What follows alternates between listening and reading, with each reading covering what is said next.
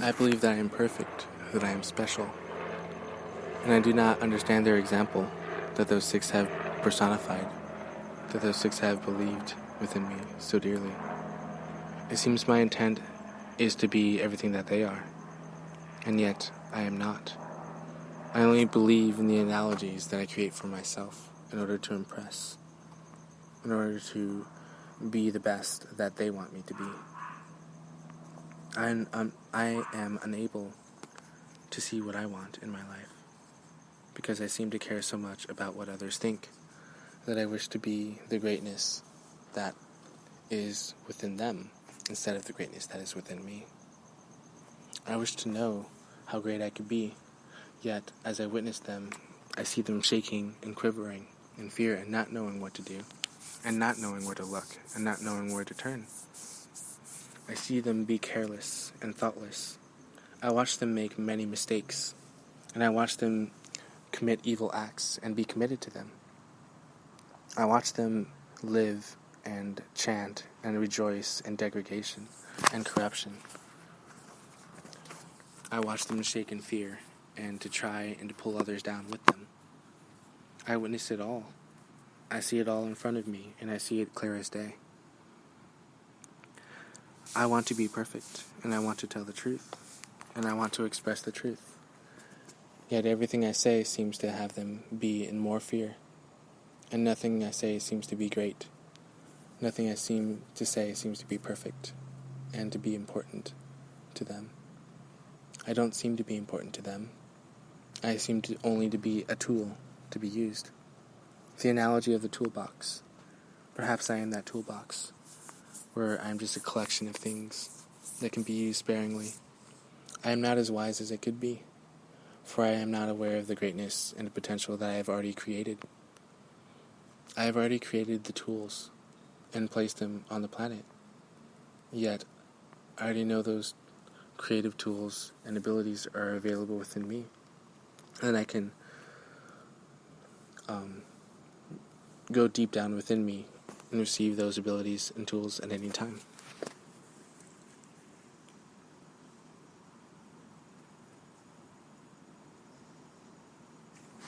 Yet I do not.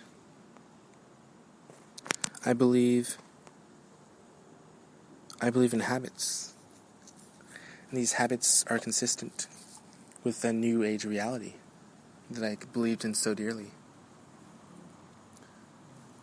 I believe that I can be committed and revolve in a new level of life that creates music as an infinite foundation based upon the infinite foundation of creation itself. And I believe that I could connect things with nature itself. And I believe that I could inspire the younger generation based on the creativity that already exists. But instead of listening to the creativity that already exists within them, I choose to believe in the creativity that already exists in the creation of what they already manifested. And I believe in some ridiculous belief that infinite opulence can be connected to the infiniteness of the sky and the clouds. And I believe that I can live a life that lives in that music that portrays that infinite opulence. And I believe in that so dearly that I allowed that immortality aspect to be my reality.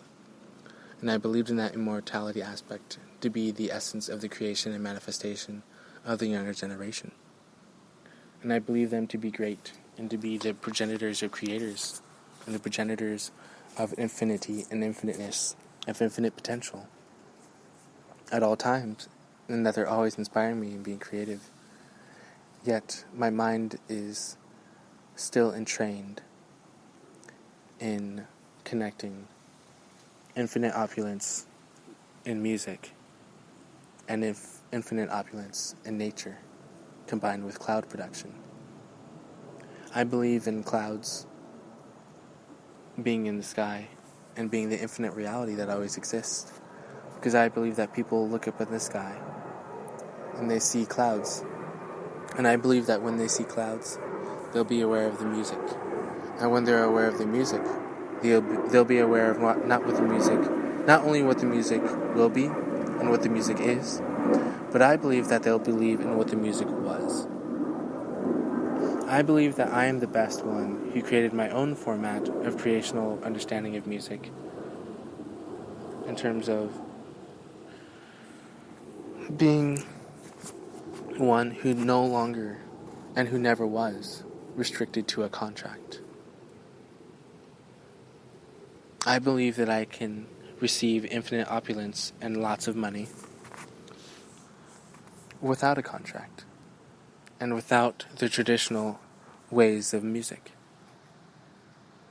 I ignored the legendary advice of the greats, who are great performers in music.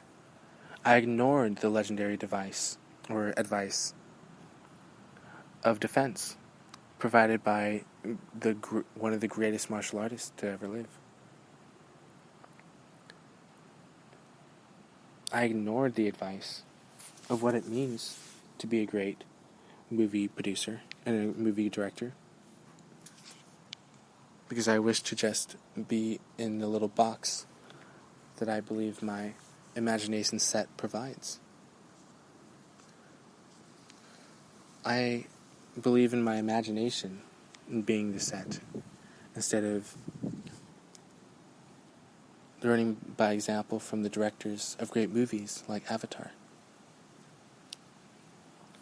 I immediately judge movies as being something I should ignore, such as Chuck and Buck, as something that is exactly what it sounds, and the first thing that comes to mind. And instead of opening my mind in terms of what movies could possibly be by watching the movies, I choose to believe in my imagination set and to continue to relentlessly create movies on a new scale, instead of listening to the advice of watching movies that have already been created and watching TV shows and movies that are on Netflix. I seem to be not interested in Netflix and more interested in creating my own form of movies and videos and media without going to Netflix. I ignored the advice of the amazing, brilliant opportunities, of the opportunity that's always there to work with Netflix and to be with Netflix. I chose to use my own imagination, and therefore I am alone in my own perception of what all the actions I was personifying as I was listening to the Joe Rogan podcast, the latest one, with the 6 people, including Jamie. I seem to ignore the news and the joy that they're explaining, because I seem to only care about what's within me, because I believe all things exist within me, and I believe they're sprouting absolute nonsense, lies, corruption, and things that will lead me off the path of greatness, because I believe in myself oh so much. I wish to follow my own advice. I wish to be my own man. I wish to continue to believe in my own forms of development. And I ignore them. I think I am the greatest military commander, therefore I am foolish, and I do not listen to their advice that comes from their mouths. I do not listen to anything that comes from their mouths, because I believe I am the greatest leader that ever was. And I believe that I can engage in all sorts of activities and engagements and leaderships, because I am the greatest one that ever was, because I am the one who has experience and practical experience that I've practiced over and over and over in my own imagination set, with my own directorship that I practiced, and my own action that I portray, and my own beliefs and my own creativity that I manifest. I believe in no barriers. I do not see the ocean as a barrier. I do not see the mainland as a barrier, and I do not see mountains as barriers. I no longer see nature as barriers, and therefore I am blinded, being overly committed to react and respond to the Joe Rogan podcast based upon the response that nature provides. The falling of the leaves, the blowing of the wind, the movement of the bees, and especially the wasps. I believe they are the living life forms that I am to focus on, instead of focusing on the life forms that are within me. I wish to engage fully in my imagination set with the dance that I portrayed while I was listening to the Joe Rogan podcast, convincing myself that I am the best, that I am the one who is also listening to them, yet also being a great individual. I am the one who believes in things such as that, and I believe it wholeheartedly. I am so committed and so dedicated and so in truth in believing that they are actually quaking in fear. And I believe no matter how close to them I get, and I believe that no matter what I say, people will only respond in fear and in anger and in detriment and in corruption. And I feel the more that I reach out to others, and the more that I love them, and the more I care about them, the more I get spit upon, the more I am lied to, the more I am ignored, and the more I am attempted to be controlled. I wish to personify love, and yet it seems that the best response for me is to live in silence. Because everything I say only provokes anger, only provokes corruption, and only promotes evil acts, not only in others, but in my environment, and in my surroundings, and in my country and my planet. I wish to achieve peace and love, and instead I instill anger and envy and lack of faith and lust and cruelty and ignorance. And I wish to instill love, to instill peace, wisdom, tranquility, and serenity, abundance, magnificence, compassion, forgiveness, and acceptance. I wish to live in abundance and love. I wish to express that in all things that I do. Yet, when I reach out to the world to discover the greatness that I know is within me, and to reap those rewards in great quantities in this amazing, unique time of harvest, coincidentally, I seem to be met with lies, corruption, and anger, and most unfortunate, I am met with fear. Fear is the response to my hard work ethic. Fear was the response to my love. Fear was the response to my greatness. Fear is the response to my reaching out to those, to my caring, to my adoration. They were quaking in fear, and they knew not what to do. And I saw it. I understood it. And I accepted it. Yet I loved anyway. I do not wish for those to shake in fear, and yet they continue to scramble and continue to wallow in pity and segregation and ignorance. And they continue to shake in fear and be more entrenched in fear. And I wish to achieve love. I truly do. I wish to achieve closer relationship. in love, in closer relationship, in a new realm of magic. I wish to teach my magic. I wish to teach this new realm of greatness that I've learned myself. I wish to be a teacher.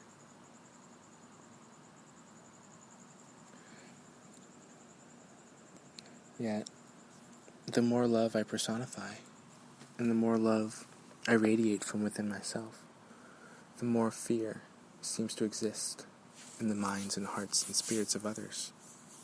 The more fear seems to grip them, and the more fear seems to have a hold on them, and fear never seems to let go of them.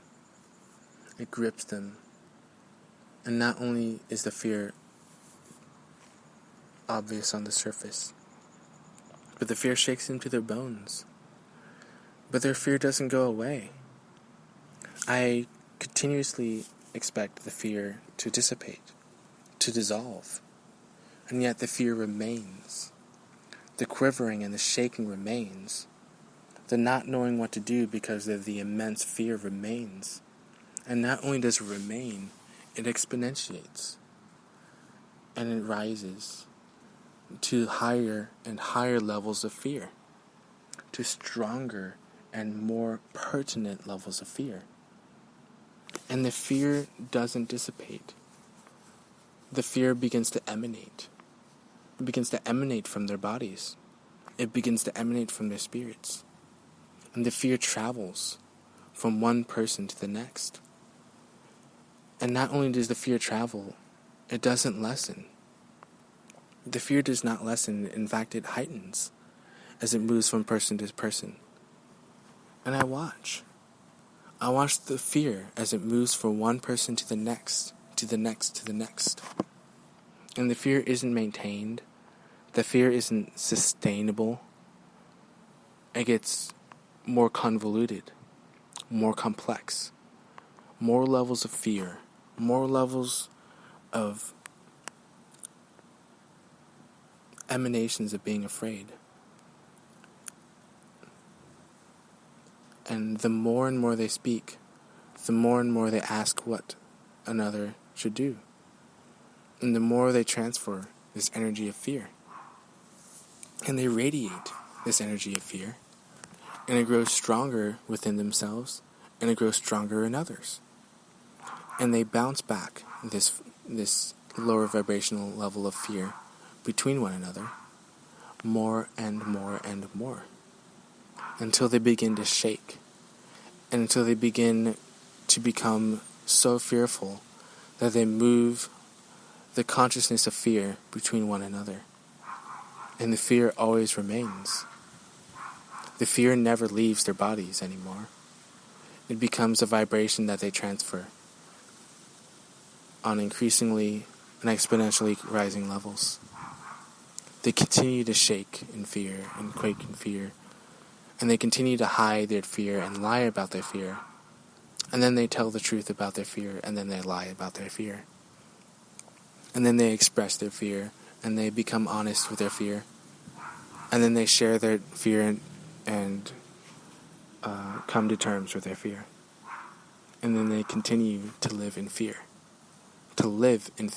and to choose fear. And then they accept fear, and they ingest fear. And then they engage in fear, and then they believe in fear. And then they transfer fear, and they throw fear around. But they keep it to themselves. They treasure it. Fear is something that belongs to them. Fear is theirs only. And fear begets more fear, as they only wish to keep fear for themselves. And the vibration of fear moves from person to person. And they look this way and that. And they do different things. Yet the fear is always there. The fear seems to shake them to their core. And seems to remain and exponentiate. And the fear becomes a disease in their minds. It becomes an entity. Fear becomes a living entity that they hold on to in their minds. and they keep it. And they try to hold on to their fear as long as they can. And they know that they're holding on to their fear because they are aware of it. And then they begin to mention and express the truth of the fear that they have inside of themselves. They are accepting of the fear, and they try to let the fear go. And so they pass it on to someone else. And the fear radiates in that person and immediately transfers to someone else. And the fear grows and grows and grows, and it shakes them. And they all explain to one another that there is fear here. We are living in fear, and there is much fear to be begotten. There is much fear to ingest and much fear to enjoy in our bodies. We are aware of the fear, yet there is not enough fear. Therefore, we must fear more. And they continue to shake. And they see the fear in others. Yet I see the fear in them. And I see the fear in them increase. And increase more and more and more. And they ask about this fear. And they ask if there is knowledge of this fear. They ask if fear is a living thing, if it's a living entity. They ask if they can be this fear. They ask if they can be a part of the fear. They ask if they can know the fear.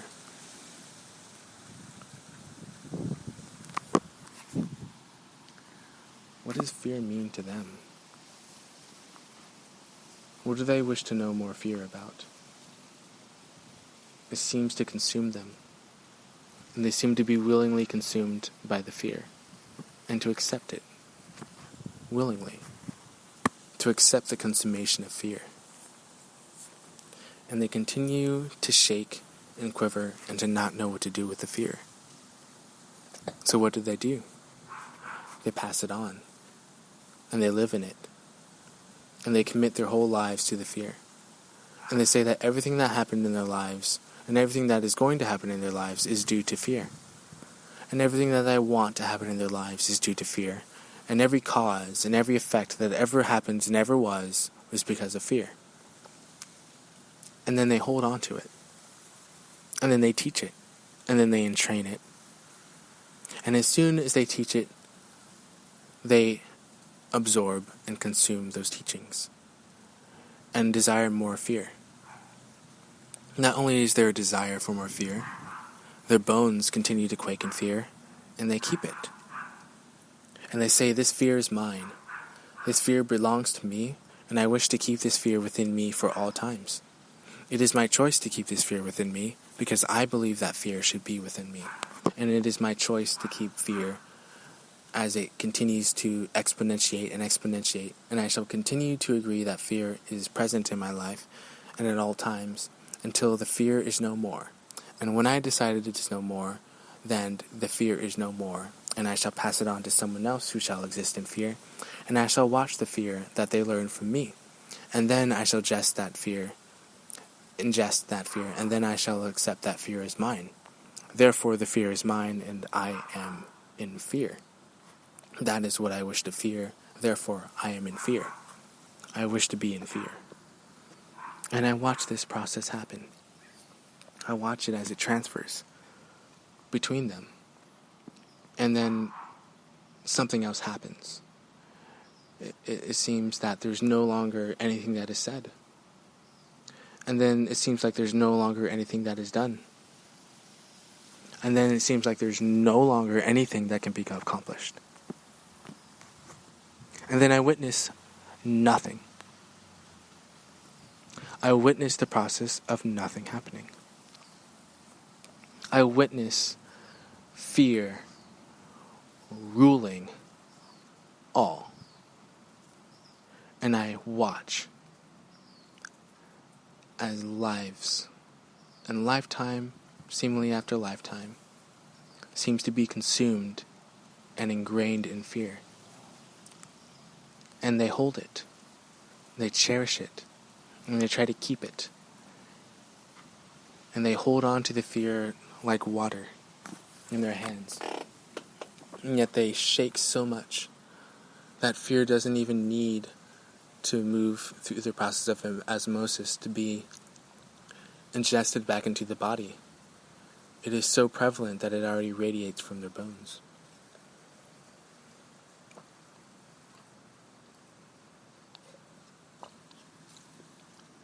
And I watch them as they shake in fear, and as they slowly lose all control. They lose all control of the fear. And they admit it. Then they speak fear. Then they know fear. Then they engage in fear. Then every action, every belief, every thought, and every heartbeat exists entirely in fear. Every moment seems to be entrenched in the shakiness, in the quakiness of what they do not understand. Yet they do understand it as fear, and they say it's so, for they profess it from their minds. I do not understand this fear, for when I witness fear moving from one person to the other, between the six of them, I witness nothing